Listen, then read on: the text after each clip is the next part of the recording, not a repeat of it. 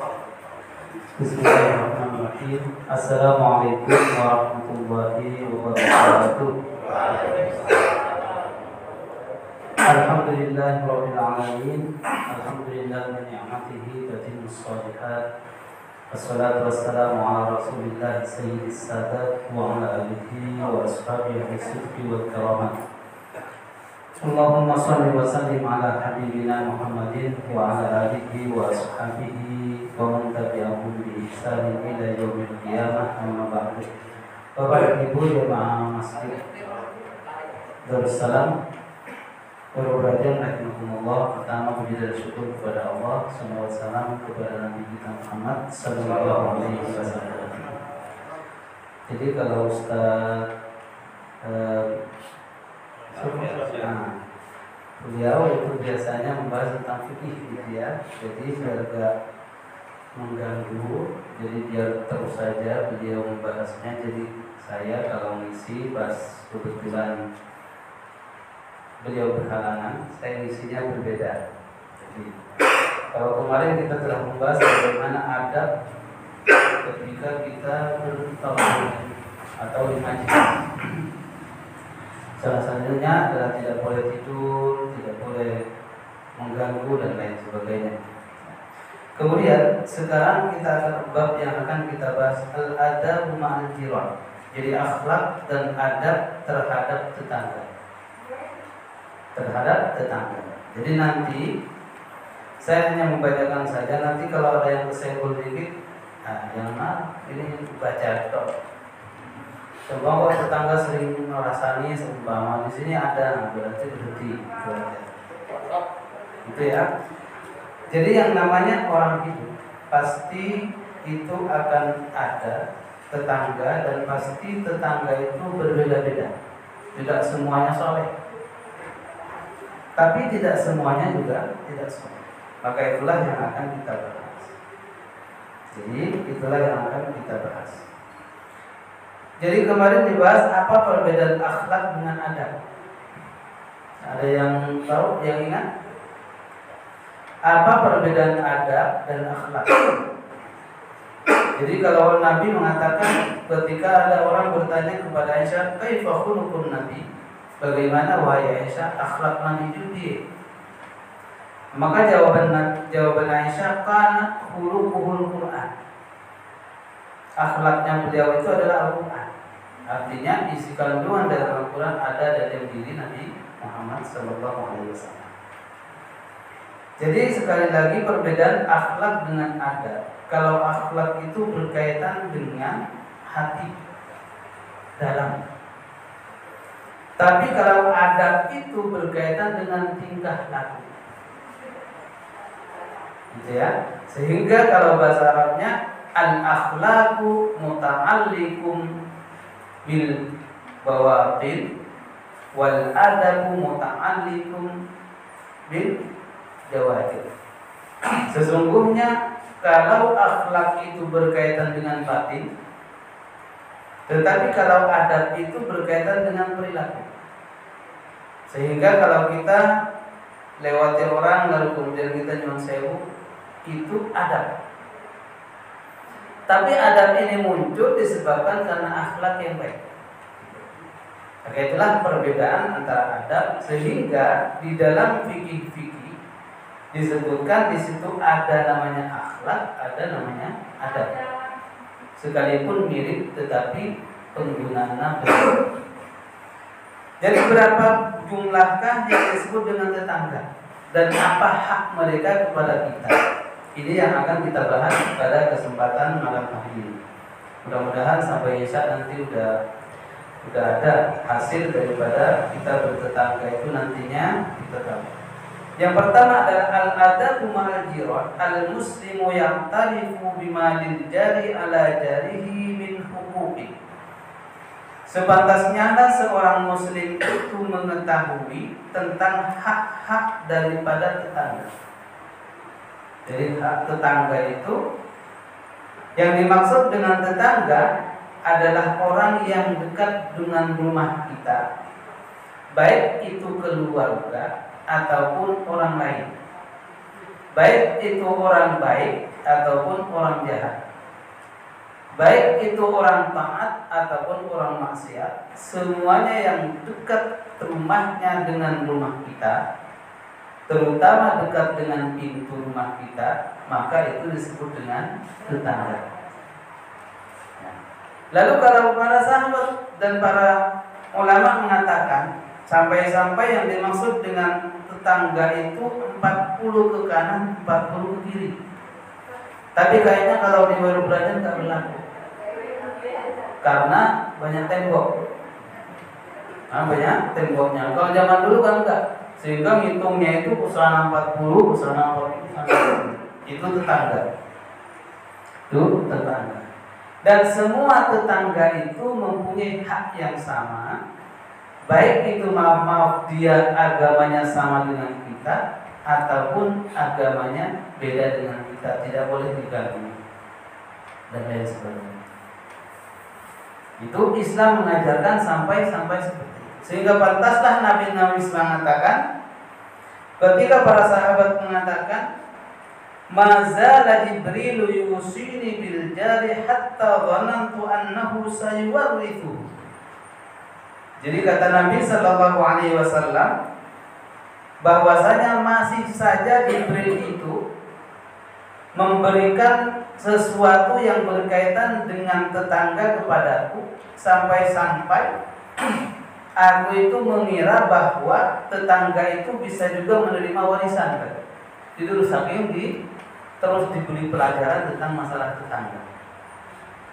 Kenapa demikian? Karena tetangga itulah yang paling cepat dan paling dapat memberikan sesuatu perlindungan dan pertolongan kepada kita.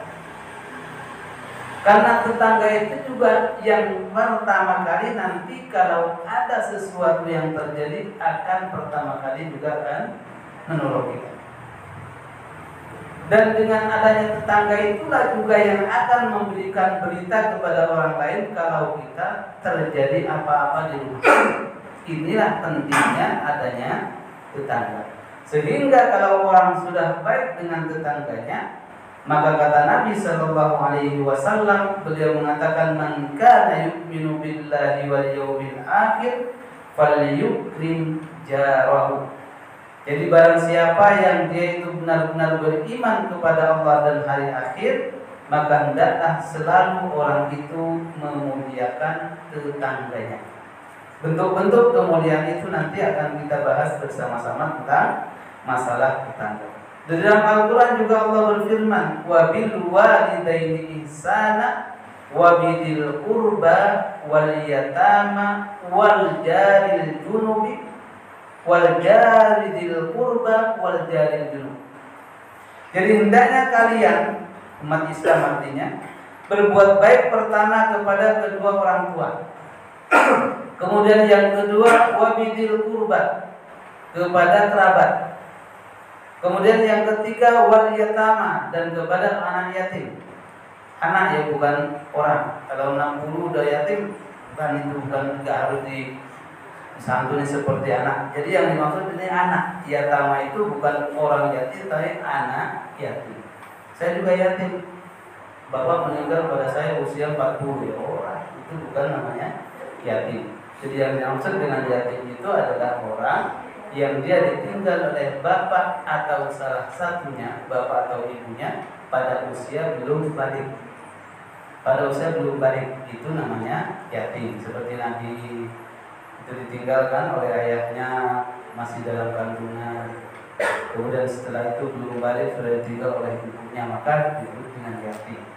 Itu kadang-kadang mengaku yatim umurnya saya tahun.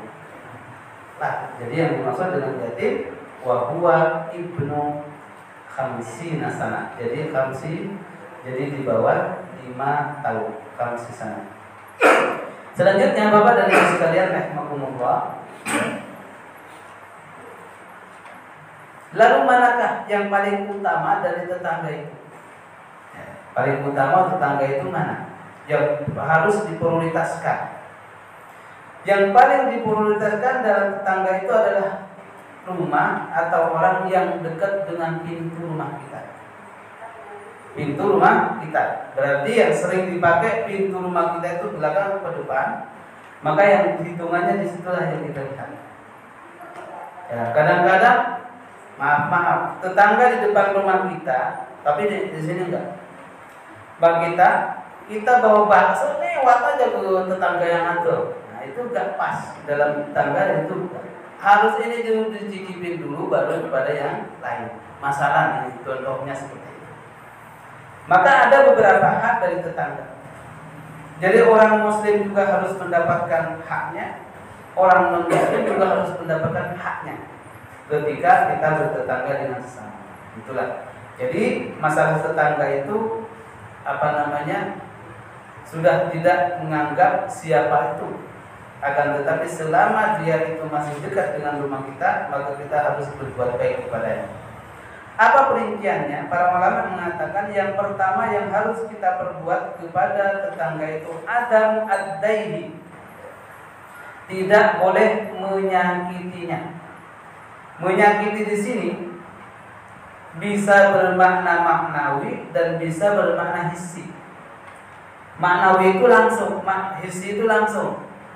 Itu namanya nyakiti seperti mukul, ada anak dijewer, itu hissi namanya. Ada juga sifatnya maknawi. Maknawi menyakiti itu bagi perasaan. Pas ada bikin disakitin gitu perasaannya.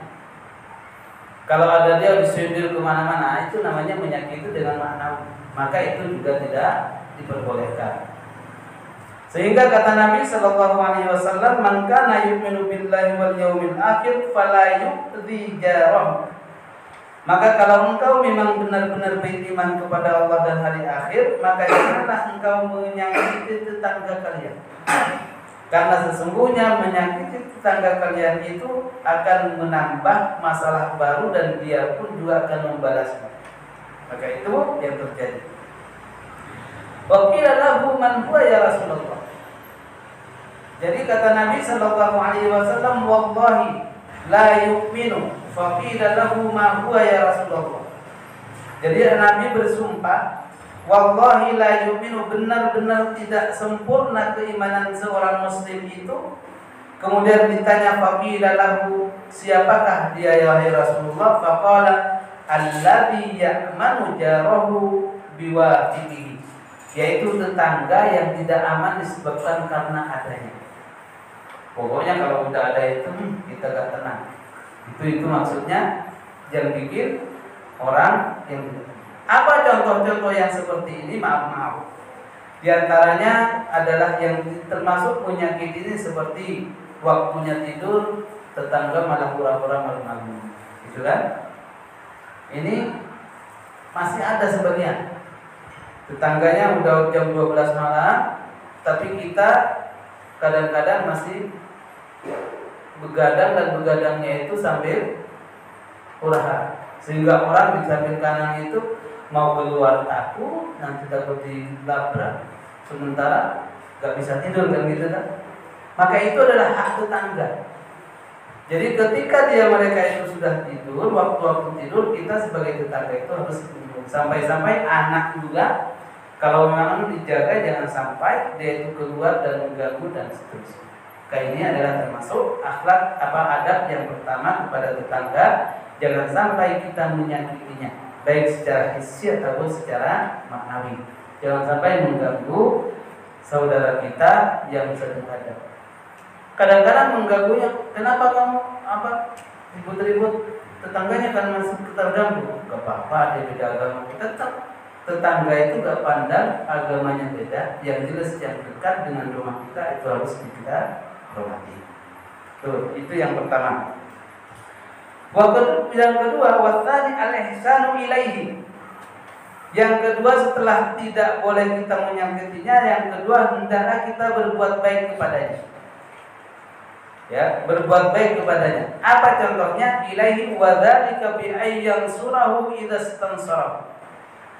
Yang pertama, cara berbuat baik kita kepada mereka, menolong dia apabila dia minta pertolongan. Menolong dia kalau dia minta pertolongan. Wa ya'udahu idza marida. Kemudian yang kedua bentuk berbuat baiknya adalah ketika tetangga itu ada yang sakit dari mereka, kita hendaklah menjenguk. Dari menjenguk orang sakit itu, kalau dia tetangga mau muslim mau non muslim, tetap kita harus jenguk. Hanya bedanya ketika kita menjenguk orang muslim itu diawali ketika mau masuk dengan assalamualaikum. Tetapi kalau non muslim tidak usah salam, pakai adab aja, adab.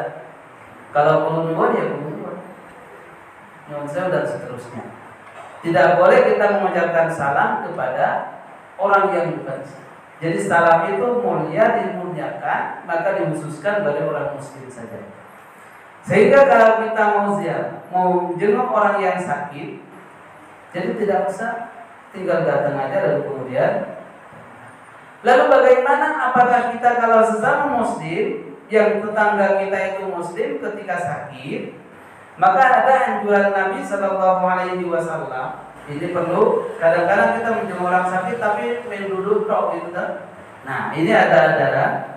Ketika kita menjenguk orang sakit, apalagi tetangga kita, datanglah ke rumahnya atau ke tempat di mana dia sakit.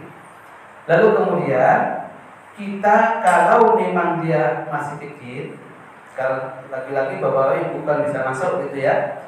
Kemudian nanti ketika nyampe kepada yang sakit itu, disitulah kita pegang bagian yang sakit.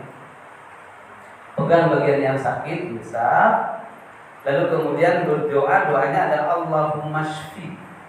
Ya Allah sembuhkanlah, sebut nama dia. Allahumma shfi. Kalau kita pengen panjang, Allahumma rabban nas adhibil ba'sa isfi. Antas syafi la shifa illa shifa'uka shifa'an la yughadiru saqama. Tapi kalau ini kepanjangan cukup dengan Allahumma shfi 3 kali. Ya Allah sembuhkanlah dia. Ya sembuhkanlah dia.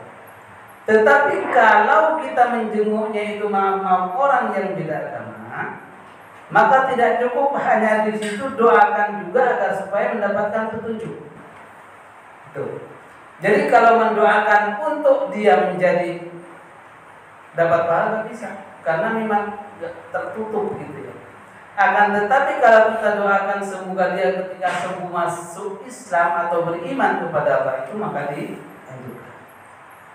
Sehingga pernah Nabi Shallallahu Alaihi Wasallam itu banyak sekali Nabi yang ditegur gara-gara mendoakan saudaranya, keluarganya yang dia beda agama. Didoakan salah satunya Nabi itu dalam surat Hud disebutkan ketika beliau mau mendoakan pamannya Abu Talib kemudian ya, lalu kemudian ditegur tidak boleh mendoakannya. Maka Nabi Mu'minina ayastaghfiru lil muslimin walau kanu kufar. Tidaklah pantas seorang muslim itu mendoakan orang yang tidak seakidah dengan dia. Artinya mendoakan keselamatan dunia dan akhirat itu. Yang pertama Nabi Muhammad tentang. Kemudian yang kedua contohnya adalah bagaimana ketika Nabi Nuh alaihissalam mendoakan anaknya Kan'an. Lalu dijawab oleh Allah Subhanahu wa taala, "Hadza laisa min ahli." Ini bukan keluargamu, maka enggak boleh engkau mendoakan. Itu yang kedua. Kemudian yang ketiga adalah ketika Nabi Ibrahim mau mendoakan bapaknya Azar. Itu juga ditegur. Berarti inilah orang yang seperti itu untuk mendoakan agar supaya selamat. Seumpama ya Allah mudah-mudahan masuk surga walaupun gak Islam juga bisa. Yang masuk surga itu hanya orang yang muslim saja. Tapi doa kita itu mudah-mudahan dia setelah sembuh nantinya akan masuk Islam atau dia beriman kepada Allah Subhanahu wa taala. Doa ini. Tapi doa ini jangan sampai diterangkan dalam hati aja. Jadi kalau kita sama muslim ya. Lalu bagaimana kalau kita seumpama yang sudah dewasa, yang dianjurkan untuk mendengung, memegangnya itu adalah yang satu, yang apa? Yang sejenis. Jadi kalau yang sakit ibu-ibu, berarti yang megang juga ibu-ibu, jangan bapak-bapak. Konslet nanti ya. Begitu juga kalau yang sakit bawa apa, ibu-ibu jangan masuk, udah nunggu di dalam gitu.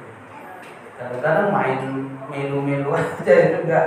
Jadi di sini diajarkan seperti itu. Jadi cukup berdoa. Jadi ajukan jadi doanya. Kemudian setelah itu kita mengujinya dan kemudian memberikan semangat. Apa kata beliau? Mengatakan bacalah tahurun insyaallah. Tahurun insyaallah. Insyaallah bersih itu namanya tahurun insyaallah. Maka ini yang diajarkan oleh Nabi kita Muhammad Sallallahu Alaihi Wasallam ketika kita menjenguk orang sakit, apalagi tetangga. Itu kita mempunyai kewajiban untuk menjenguknya. Tapi kadang-kadang ini permasalahan yang sering kita dapatkan di masyarakat. Kita tidak jenguk tetangga yang sakit sebelum mendapatkan oleh-oleh dulu. Nah, itu sebenarnya bukan. Jadi gak mau jenguk, kenapa gak jenguk? Belum punya nih kosong tak enak. Ini kan kadang-kadang itu ada tak enak. Belum beli apel, belum beli salam, macam-macam. Sebenarnya itu belakangan. Yang paling utama itu kita pokoknya menjenguk aja. Hanya saja memang dianjurkan ketika menjenguk itu tidak kosongan. Apalagi nyampe ke tempat ngambilin punya yang sakit itu malah gak boleh. Ya. Jadi dianjurkan memang ketika menjenguk orang sakit itu membawa walaupun dia zam, madu, apa yang sifatnya. Tapi jangan terlalu yang berat-berat. Nanti kalau yang berat-berat yang mengkonsumsi bukan yang sakit tapi nongol yang sehat. Ya. Dibawai orang sakit, dibawai gulai atau sate, gak makan. Itu dimakan yang nongol. Jadi yang itu diajarkan. Kemudian ketika menjenguk orang sakit itu juga dianjurkan dan terutama kepada tetangga, ya. Ketika menjenguk orang sakit jangan terlalu lama diajak ngobrol. Orang sakit diajak cerita. Mbak mati. Bagaimana? Mbak mati.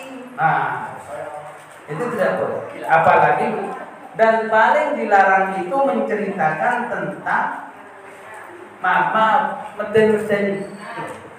Contohnya, ada kemarin persis penyakitnya sama yang sakit sekarang. Kemudian yang kemarin itu sakit meninggal. Kemudian diceritakan, Bu, ibu sakit apa? Aku ini film berkepanjangan, Bu, kemarin itu temanku tenang mati. Gak boleh. Karena akan membuat dia, waduh, ini memang terjadi masalah kata orang. Maka ini tidak boleh, harus menghiburnya. Jadi tahurun insyaallah itu cara menghibur itu kita tanya. Makanya ketika kita ketika menjenguk orang sakit itu dianjurkan itu rombongan. Kalau tidak rombongan, yang udahnya orang yang bisa mendoakan, gitu ya. Itu jadi intinya berdoakan itulah di situ. Ya. Jadi anak, terutama kalau kalau anak kecil yang sakit itu dianjurkan di keningnya itu dicup gitu ya, cup ya. Tapi kalau yang sudah besar, itu yang untuk bayi semua sakit. Jadi mau ibu. Oh iya, ya. Gimana kalau tetangga kita yang sakit non muslim? Jadi kita wajib juga menjenguknya. Hanya saja kita mendoakannya agar supaya sembuh kemudian masuk Islam, beriman itu intinya. Ya Allah, mudah-mudahan nanti kalau sembuh dia mendapatkan hidayah. Tapi jangan dianukan di pinggir telinganya ya, bukan. Itu dianjurkannya begitu. Jadi dakwahnya kita itu di situ. Karena kan dengan kita menjenguk orang sakit seperti itu, walaupun beda agama, itu sudah menjadi adab orang Islam itu sudah tinggi. Dan ini yang ditanyakan ibu sama persis seperti kejadian Nabi Muhammad waktu itu menjenguk orang Yahudi. Jadi Nabi pernah menjenguk orang Yahudi yang dia sakit. Dalam satu riwayat dikatakan orang Yahudi itu sering mengganggu Nabi Shallallahu Alaihi Wasallam, gitu ya. Akan tetapi setiap kali mengganggu itu Nabi terus sabar. Akhirnya pada suatu hari yang seharusnya pada saat itu dia mengganggu, tetapi kok sepi. Akhirnya ditanya tetangga-tetangganya. Ternyata tetangganya bilang itu orang yang sering mengganggu engkau itu sekarang lagi sakit, katanya. Maka kemudian dicontohkan Nabi datang kepadanya, lalu kemudian diketok pintu. Setelah masuk, apa katanya? Dia berdoa apa? Pertama dia mengatakan, sesungguhnya engkau wahai Muhammad yang sering saya sakitin perasaan dan hatinya, maka ketika aku sakit engkau menjengukku. Sementara orang yang akrab denganku satu pun gak ada yang datang. Maka oleh sebab itu karena kemuliaan akhlakmu saya masuk Islam. Jadi orang Yahudi masuk Islam karena gara-gara dijenguk. Itu kan berarti salah satu dakwah kita kepada sama tetangga itu, walaupun apalagi di sini ya, maaf ini kan ada yang non, ada yang apa, itu kalau orang sakit datang gitu. Ya, datang, semoga dia mendapatkan hidayah. Yang meninggal kan? Hah? Kalau sudah meninggal. Apa nih? Tetangganya ya meninggal. Ya. Oh iya. Bagaimana kalau sudah meninggal? Walaupun sudah meninggal tetap kita datang seperti adat-adat biasanya, hanya saja tidak usah ikut nyalatin. Cukup pada duduk aja di kursi ramingan. Jangan ngentek-ngentek permen juga, kan datang aja di situ. Ya. Hanya saja di situ tidak boleh mengikuti ritual-ritual mereka. Ritual mereka seperti apa? Sebabnya ada. Maaf ini. Beberapa waktu yang lalu itu ada, maaf yang meninggal itu. Jadi kakak adik itu yang adiknya Muslim, yang kakaknya non Muslim. Kemudian yang meninggal itu adiknya Muslim gitu kan. Pas meninggal, karena yang menguasai di rumah itu adalah kakaknya. Lalu kemudian pada saat itu ini cerita biar kita mengetahui nanti bagaimana solusinya. Maka pada saat itu datanglah tetangga yang banyak takziah itu, yang Muslim dia mensalati seperti kita. Tetapi dari non Muslim itu mensalati seperti dia, padahal dia Muslim. Itu gak boleh. Ada. Jadi karena kakaknya itu udah sembahyang dulu, bahasanya dia kan sembahyang. Akhirnya datang pakai sembahyang dia. Jadi orang Islam disalati oleh mereka itu gak boleh, udah cukup. Kalau sudah dia orang Muslim, lakum dinukumnya itu tempatnya ketika itu. Jadi kita datangnya itu hanya sebatas tetangga, tidak ikut ritual-ritual yang mereka lakukan. Karena tetap lakum dinukum wajib. Agamaku ya, kalau ke agamaku ya ada salat, ada kuburan yang baik dan lain sebagainya, lalu ukuf kafari. Tetapi kalau sudah mereka tidak bisa kita ikuti-ikutan, dan tidak boleh juga kita maaf mandiin atau enggak, kecuali dalam satu daerah itu gak ada sama sekali orang, tidak ada sama sekali, gak ada yang mengumpulkan. Nah, adanya itu beda. Itu ya Pak Budi ya. Jadi boleh kita datang, tetapi jangan ikut ritualnya. Hanya sebagai tetangga saja. Itu yang datang aja. Kemudian yang selanjutnya, jadi cara berbuatnya itu yang pertama nolongnya, kemudian yang kedua, udah ada. Oh iya. Mati dulu Bapak Ibu. Monggo kita awali dengan bacaan basmalah dulu. Bismillahirrahmanirrahim. Monggo diunjuk.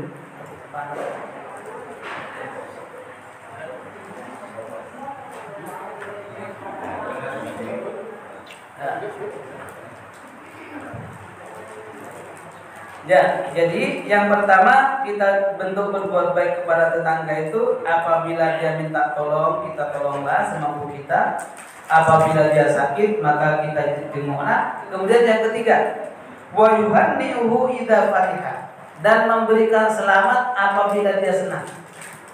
Dia dapat mobil baru, kita ucapkan alhamdulillah, bukan malah itu kawin terus, bukan. Itu maksudnya ketika dia mendapatkan kebahagiaan, anaknya lulus ini, kita sebagai tetangga itu malah mendukung, ucapkan yang baik, bukan malah membencinya. Itu bukan malah mengiri. Kadang-kadang wah itu karena gini, nah itu gak boleh kan. Jadi harus kita. Kemudian wa'izai idza usibah. Dan begitu juga setelah kita gembira, tahniah itu ucapan selamat.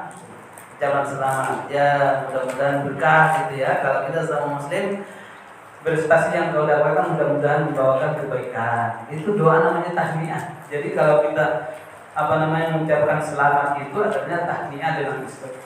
Dan itu bentuknya macam-macam tergantung daerahnya mana. Kalau kita biasa mengucapkannya selamat. Kalau orang lain mengatakannya semoga berkah dan lain sebagainya, itu namanya tahniah namanya. Kemudian yang selanjutnya wa yu'azzi idza musibah. Ya, dan kemudian hendaklah engkau bertakziah apabila dia kena musibah. Jadi musibah itu tidak harus meninggal. Termasuk juga maaf kecolongan, terus kena gempa, macam-macam, kecopetan, itu tetap kita mengucapkan bila sungkawa. Ya, tidak sungkawa. Dan termasuk sakit juga itu termasuk salah satu yang harus kita lakukan. Kemudian wa yusaidu idza taja, maka hendaknya kalian juga, kata Nabi Sallallahu Alaihi Wasallam, membantunya apabila dia butuh. Jadi butuhnya apa, maka hendaknya dibantu. Apalagi musim-musim sekarang ini adalah tidak semua kita itu kecukupan, tetapi kadang-kadang banyak sekali yang butuh. Ya, maka itu haruslah kita mengatakan yang terbaik. Kemudian selanjutnya wayalinu lahum kalam. Kepada tetangga itu sebaiknya berbicara dengan perbicaraan yang lembut. Ya, enggak boleh kasar-kasar ternyata kepada tetangga. Kemudian juga wayrusyud dalam mafi salah dinu. Kemudian juga mengajak. Nah, ini yang lebih berat. Mengajak apabila dia itu tidak melakukan apa yang diwajibkan kepadanya kalau dia Islam. Seperti kalau dia tidak salah, maka kita sebenarnya tetangga itu harus mengajak. Kalau dia Islam, tapi kalau enggak, itu yang berat kan? Yang lebih berat ini, ya. Kekuasaan, umpama itu mobil dan lain sebagainya itu harusnya. Terutama juga masalah nahi mungkar itu teman kita, tetangga itu bisa teman gitu kan? Oh masih maaf, masih gak salah, padahal dia Islam masih minum. Nah itu yang tanggung jawab kita juga ya tetangga. Itu yang harus. Kemudian bentuk kebaikan itu adalah kita tidak memfitnah dan tidak berghibah kepadanya. Ini. Jadi tidak memfitnah dan ghibah itu mirip, akan tetapi berbeda. Kalau fitnah itu adalah sesuatu yang mengada-ngada. Itu namanya fitnah. Seperti orang itu gak pernah gini tadi bilang gini, itu berarti fitnah. Tapi kalau ghibah itu apa yang dia katakan, yang dikatakan oleh temannya itu benar apa yang dia perbuat. Akan tetapi kalau kedengeran dia akan marah gitu. Itu namanya ghibah. Contohnya begini. Ada teman kita, tetangga kita, dia ngorokan gitu. Kalau tidur ngorok. Contoh kecil aja. Kemudian ngoroknya itu diceritakan kepada teman lainnya. Wah itu tetangga itu aku terganggu. Tetangga kos maksudnya. Terganggu kalau tidur, waduh rame ngoroknya. Ini kan ghibah namanya. Artinya kalau seandainya dia mendengar itu pasti tidak suka. Maka menceritakan yang semacam inilah yang disebut dengan ghibah. Jadi menceritakan apa yang sebenarnya, akan tetapi kalau didengar itu dia tidak akan suka. Itu namanya ghibah. Termasuk juga maaf tetangga itu gak boleh dirasani.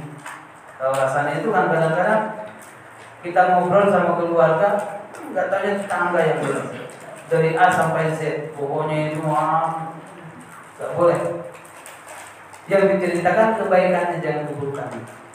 Jadi kebaikannya, jangan sampai yang jeleknya kita beberkan, sementara baiknya nggak ada sama sekali. Itu dalam adab bertetangga. Nah ini kadang-kadang ini yang terbanyak di dunia gitu ya. Dimana kadang-kadang kita menceritakan tetangga itu, wah, itu ini semuanya itu tidak diperkenankan. Jadi kalau yang mengarah kepada situ, langsung kemudian kita belokkan aja pembicaraan kepada yang lain, karena itu termasuk dengan ghibah. Kemudian termasuk juga macam-macam ghibah itu tajassus. Tajassus itu nguping, mendengarkan pembicaraan dia dengan keluarga, lalu kemudian nanti akan disebarkan. Itu namanya tajassus. Wala tajassasu wala yaghtab ba'dukum ba'd. Tajassus. Ya, tajassus. Maka itu juga pada tetangga tidak diperbolehkan. Maka larangan-larangan itu banyak sebenarnya, di antaranya adalah ghibah, kemudian juga namimah, mengadu domba, kemudian juga tidak boleh menceritakan aib tetangganya. Lalu kemudian juga kalau memang kita ingin memperbaikinya, lalu datangilah dengan baik. Di seumpama saya ke Pak Budi seumpama ya, kenanya Pak Budi. Nah, Pak Budi suka ini, maka saya langsung bilang Pak Budi ini tidak boleh. Itu lebih anu daripada Pak Budi saya ceritakan ke Pak Ustadz Usmon. Usmon itu Pak Budi gini. Nah, ini namanya ghibah gitu ya. Ini contoh kecil saja. Biar ada itu adalah tetangga. Maka adab dalam bertetangga itu adalah salah satunya tidak boleh ghibah dan tidak boleh berburu. Ibu kamu.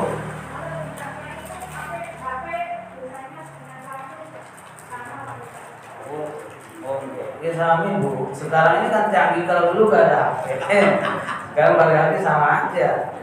Ngerumpinya pakai HP sama ghibahnya sama HP itu sama saja. Gitu ya. Mau online mau offline tetap tidak nah, gitu ya. Jadi HP-nya biar berkah, tidak usah ngerumpi. Nah, itu kan. Itu adalah salah satunya. Jadi ini pengajian-pengajian semacam ini yang kelihatannya sepele tetapi penting dalam kehidupan kita sehari-hari, karena kita akan hidup dengan tetangga. Karena pertama kali yang akan tahu kita seumpama butuh botrek butuh apa kan tetangga. Gitu kan, gak apa kan orang yang lagi di Surabaya ya, tapi tetap kita. Kemudian yang selanjutnya, sampai-sampai tetangga itu diajarkan, seandainya kata Nabi Shallallahu Alaihi Wasallam, ikramuhu bi is'al ma'ruf wal khair. Maka hendaknya kalian memuliakan tetangga itu dengan berbuat baik sebaik mungkin kepadanya. Sebagaimana di dalam hadis Abu Dar, kemarin Abu Dar itu sudah adalah orang yang mantan siapa? Mantan penyamun ya. Jadi sahabat Nabi, dia mantan penyamun, tetapi dari masuk Islam bagus. Beliau mengatakan, kata Nabi Shallallahu Alaihi Wasallam, ya Abu Dar, wahai Abu Dar, idza tabakhta maraqatan fa'akthir ma'ah. Apabila engkau masak yang berkuah, maka perbanyaklah kuahnya.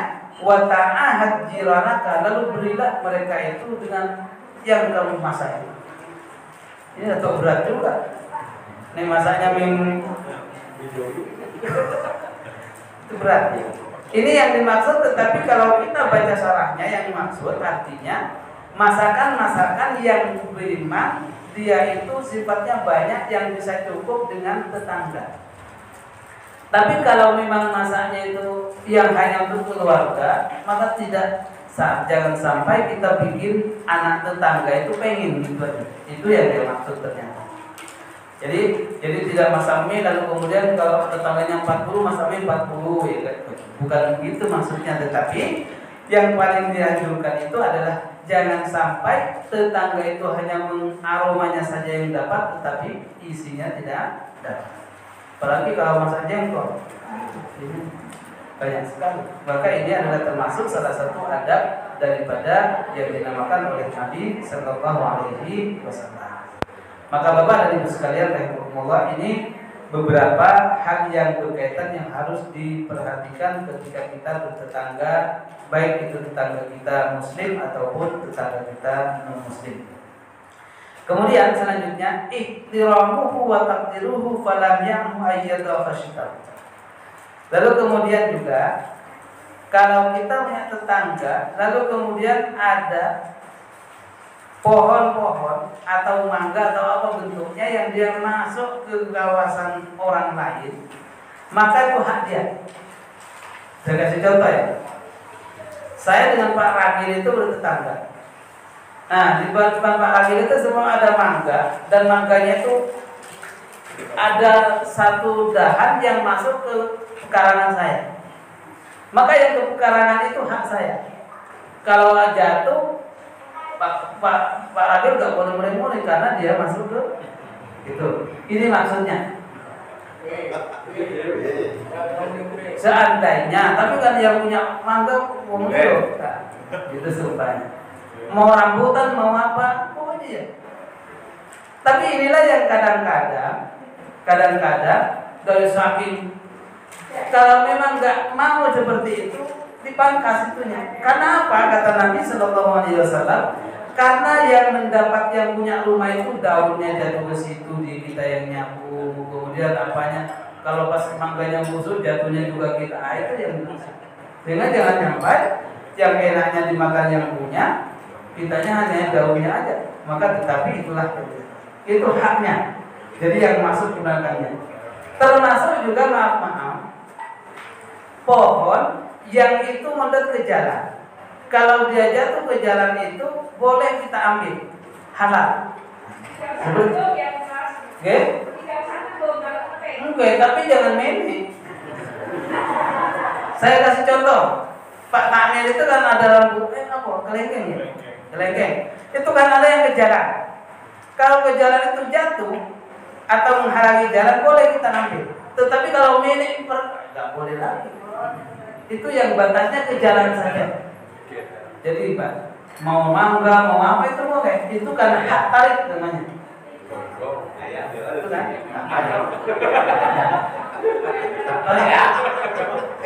Jadi peran tetangga itu. Jadi mendapatkan apa yang itu.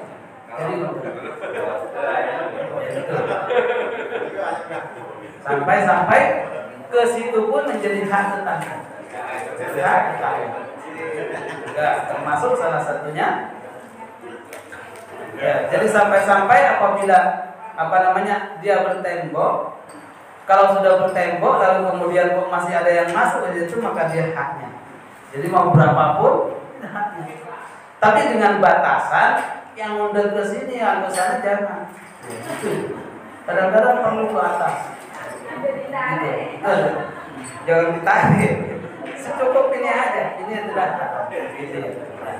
Termasuk juga maaf Bapak Ibu dan sekalian, kalau kita menemukan mangga jatuh di jalan gitu ya, di jalan, maka itu halal karena hak tarik namanya, hak jalan, hak pengguna jalan. Nah, kayak mangga ini jatuh di situ, semua orang bisa yang melewati itu bisa saja. Tapi kalau udah yang ke sini naik, nah itu beda lagi. Dia minta tapi nggak bilang, berarti ya itu bedanya. Ini kan sepele kelihatannya, sepele tetapi penting. Apalagi kita kalau punya buah-buahan di depan rumah kita, itu tidak semuanya milik kita semua, akan tetapi milik tetangga kalau memang dia. Lalu bagaimana kalau ayam tetangga?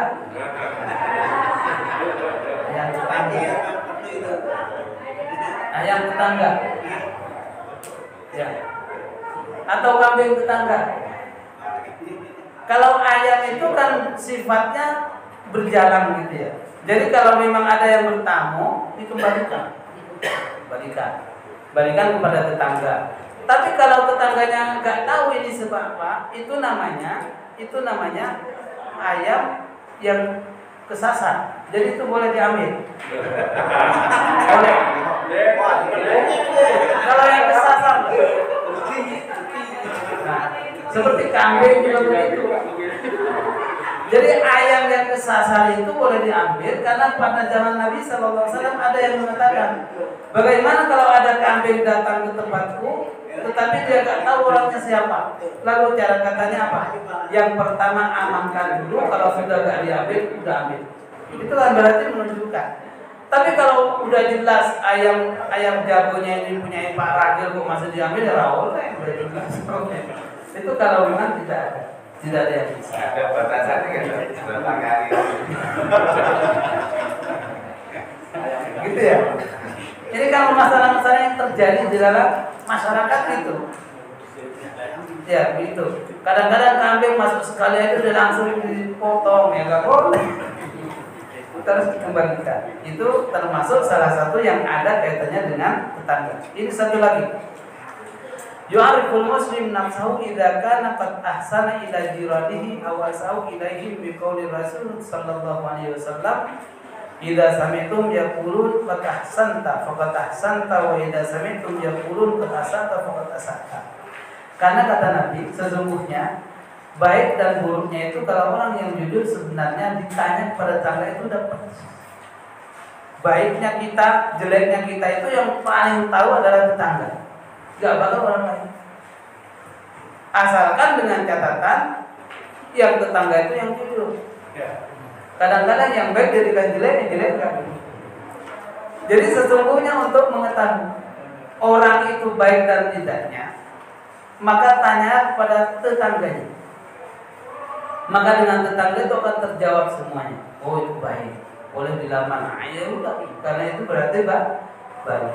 Ya.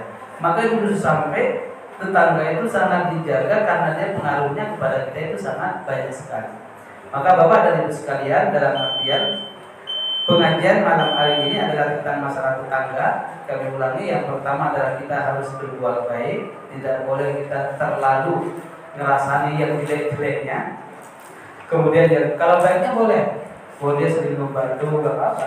Tapi kalau jeleknya itu namanya hibah, jadi banyak. Kemudian juga gak boleh tajasus ya, memata-matai atau nguping gitu juga boleh. Biarin aja. Kemudian yang selanjutnya, kalau dia sakit kita harus menjenguknya. Kalau dia muslim maka kita doakan. Tetapi kalau dia muslim kita doakan agar supaya non muslim kalau doakan dia adalah bisa dapat hidayah. Kemudian kalau tetangga itu kita punya pohon-pohonan yang bisa punya kita masuk ke dia, maka hak dia lah yang untuk mengkonsumsinya. Walaupun kita tidak dapat, itu tidak apa-apa karena memang hak dia. Itu ketika ada yang berkaitan dengan buah-buahan seperti kurma dan lain sebagainya, kalau memang jatuh kepadanya maka hak itu. Itu mungkin yang dapat saya sampaikan. Insya Allah pada pertemuan yang lain kita akan sambung di hal-hal yang berkaitan dengan akhlak atau adab kita dalam kehidupan sehari-hari. Mudah-mudahan bermanfaat. Kita tutup, kita akhiri dengan sama-sama membaca doa kafaratul majlis.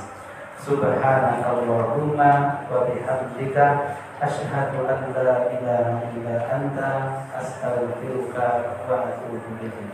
Terima kasih. Wassalamualaikum warahmatullahi wabarakatuh.